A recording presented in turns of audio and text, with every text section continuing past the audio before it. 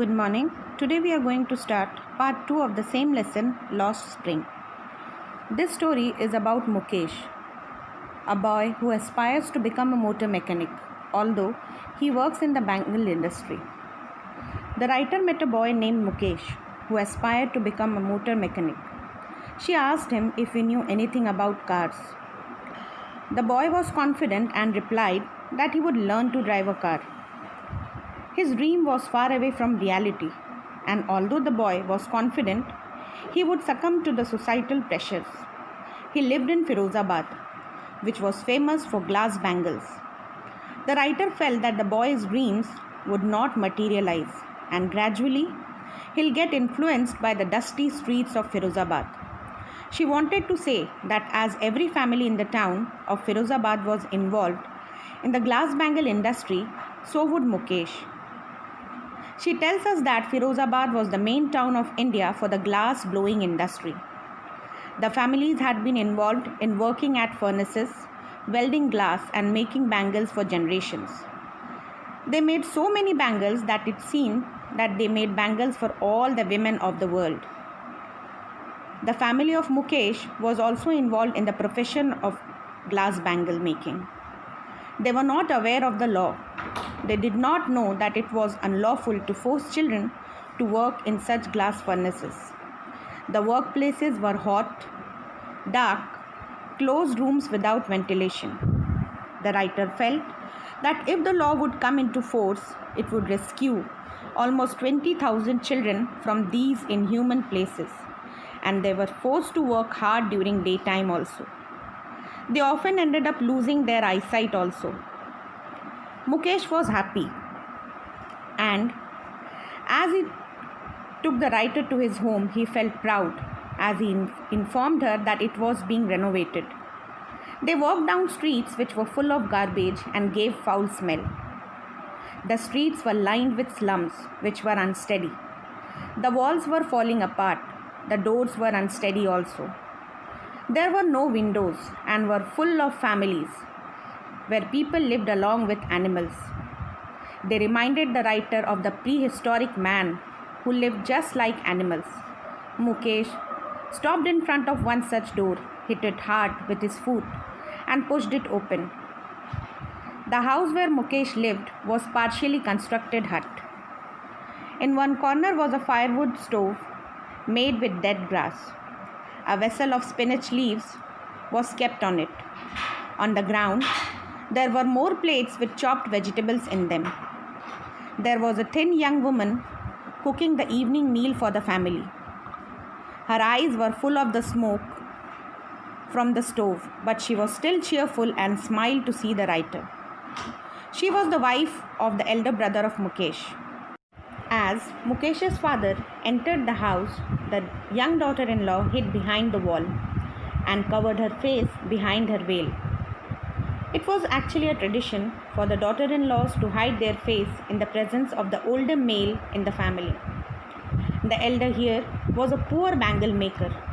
He had worked hard all his life, first as a tailor, then as a bangle maker. He was still not able to either renovate the house or send his sons to school.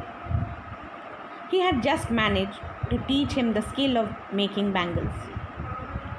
Mukesh's grandmother justified her son by saying that he was destined to make bangles, as it had been their family profession. She had seen her husband become blind due to the dust from polishing the glass bangles. She said that their family had got this art of bangle making from God, and so they had to carry forward this tradition. She also justified saying that they were born in a particular caste and they had to follow the profession of bangle making. All their life, they had just seen these glass bangles. They were everywhere. There were huge spiral bunches of bangles of different colors. Further, the writer says that there were bangles in the neglected yards also.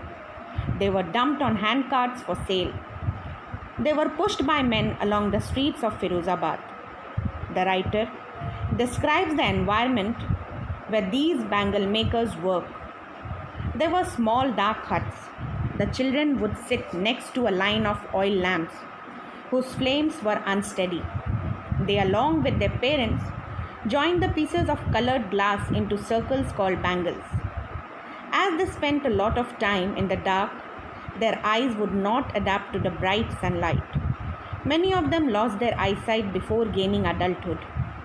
Later, we come to know about a young girl by the name of Savita. She wore a faded pink colored dress and was sitting with an elderly woman. They were joining pieces of glass to make bangles. Their hands moved like a machine.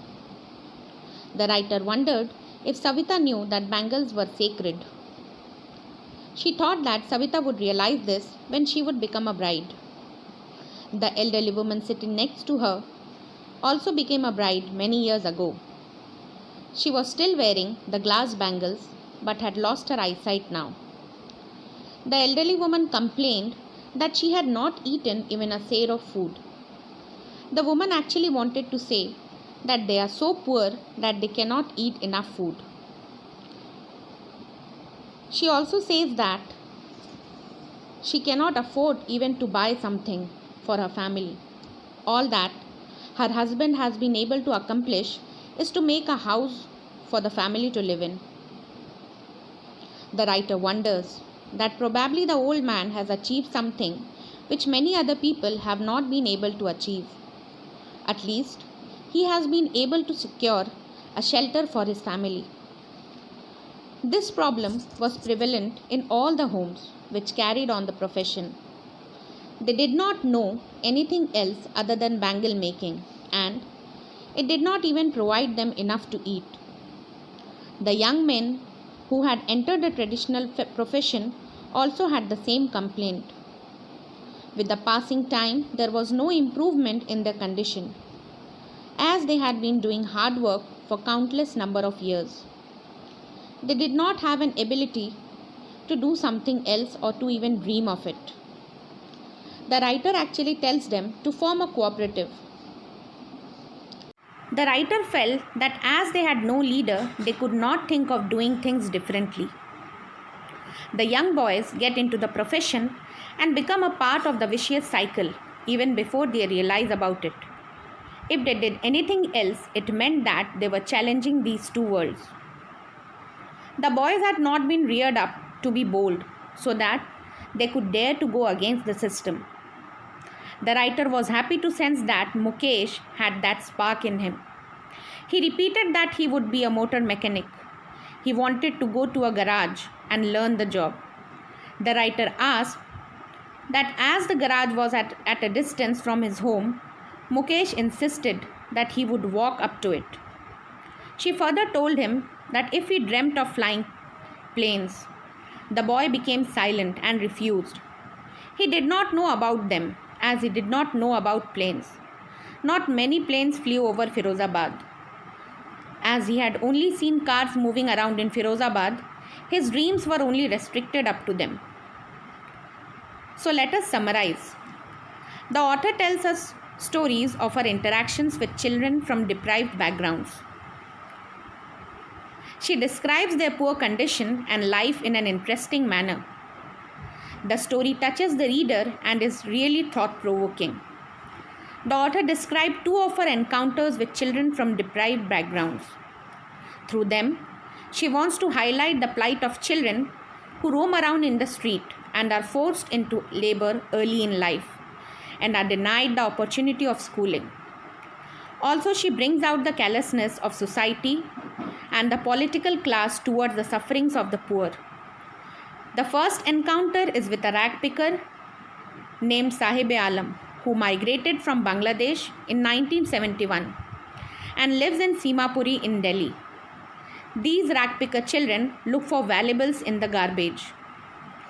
Things like a coin or torn shoes which are as precious as gold for them. They could hardly manage some food for themselves. Other things like identity, education, shoes and sports are their unfulfilled dreams. Their parents scrounge the garbage, searching things which help them survive, afford food, clothing and shelter. The children hunted through the garbage, looking for things which could partially fulfill their unfulfilled dreams. One day, the writer saw the boy holding a steel can going towards the milk booth. He had got a job at the tea stall. He was happy he would get 800 rupees and all the meals. The writer noticed that Sahib had lost the freedom of being his own master, which he had enjoyed as a rag picker. And now the second story, the story of Mukesh, the second boy who belonged to a family of bangle makers in Firozabad. The boy had a dream of becoming a car mechanic. On the contrary, his family was traditionally engaged in bangle making. Although the profession harmed them physically and they hardly earned any money out of it, still, no one dared to dream of doing something else due to the fear of the police and the middlemen. The family elders were content that other than teaching the art of bangle making to their children, they had been able to build them a house to live in. The boy wanted to be a car mechanic.